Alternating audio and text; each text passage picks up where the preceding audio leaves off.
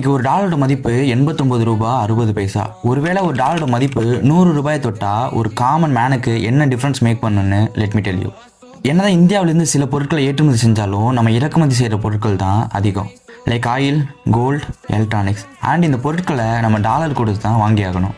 Example 2000 ஒரு oil பேரலோட மதிப்பு $30.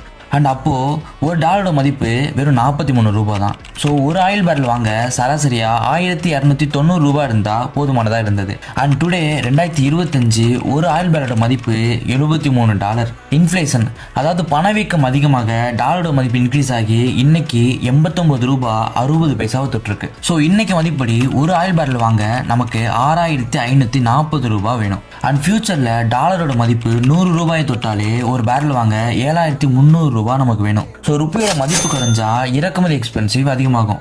And இது பணவீக்கத்தை இன்க்ரீஸ் பண்ணி சாதாரண நடுத்தர ஒரு காமன் மேனை போராக்கிடும். ஸோ நம்ம ருப்பியோட மதிப்பு வலிமையாகணும்னா நம்ம டாலர்ஸில் நிறைய ஏர்ன் பண்ணணும். ஸோ அதுக்கு நம்ம இந்தியாவிலேருந்து நிறைய பொருட்களை ஏற்றுமதி செய்யணும்.